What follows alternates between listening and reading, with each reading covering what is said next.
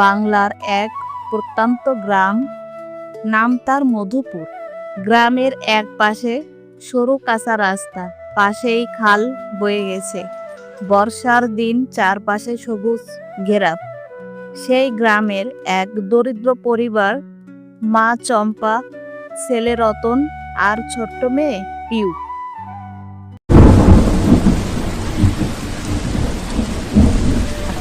এই বৃষ্টির আর ঠান্ডা হাওয়ায় যদি একটা কলাপাতার বড়া ভাজা যেত, কিন্তু ঘরে তো তেল নুনই তো নেই ঠিক মতো। বৃষ্টি পড়ছে অনেক, আর পিউ তো ঘুমে গড়াগড়ি খাচ্ছে। তোর বোন তো রোজ ঘুম পড়ানির গান গায় নিজের জন্য, যা ওকে ডাক। মা, আজ না যদি সেই পুরনো দিনের মতন কলা পাতার বড়া করিস, বৃষ্টির দিনে যেটা করতিস। চাল আছেই অল্প, তেল কম, তবুও দেখি কলা পাতাও চাই। আজ রতন, তুই বাগানের পাশ থেকে 2টা কলা পাতা নিয়ে আয় তো বাবা। বৃষ্টির মাঝখানে রতন ও পিউ মিলে পাতার খোঁজে বের হয়। রতন কাদায় পা ডুবিয়ে কলা পাতার গাছের কাছে যায়।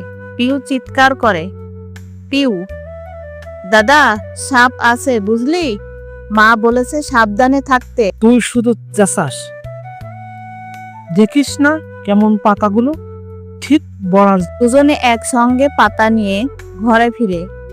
চুলার পাশে চম্পা বড়া তৈরি করছেন। এই বড়া বানানো আমাদের দাদির কাছ থেকে শেখা।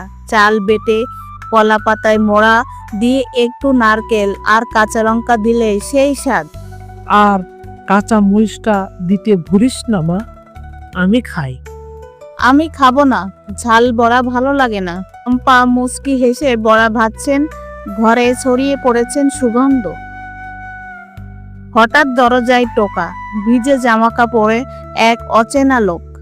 দিদি, একটু আশ্রয় মিলবে? বাইরেটা নদী হয়ে গেছে। এসো ভাই, ভিজে গেছো খুব, আগুনের পাশে বসো। রতন জল এনে দেয়, পিউ বিস্কুট দেয়। তোমার নাম কি ভাই?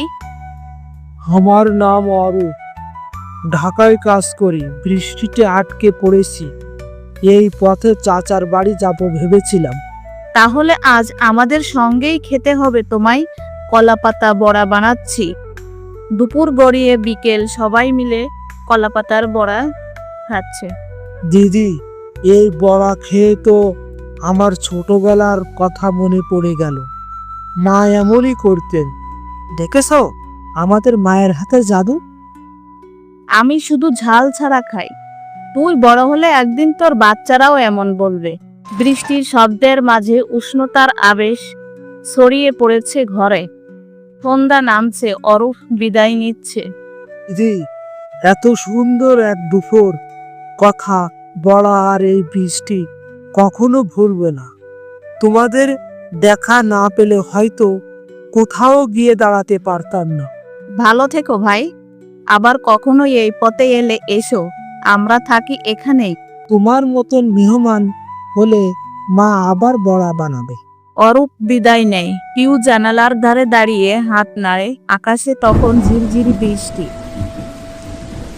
বৃষ্টির দিনে কলাপাতার বড়া খাওয়ার আনন্দ যেমন সহজ, তেমন সহজ ছিল সেই ভালোবাসা, অতিথিয়তা আর মানুষে মানুষে বন্ধনের গল্প।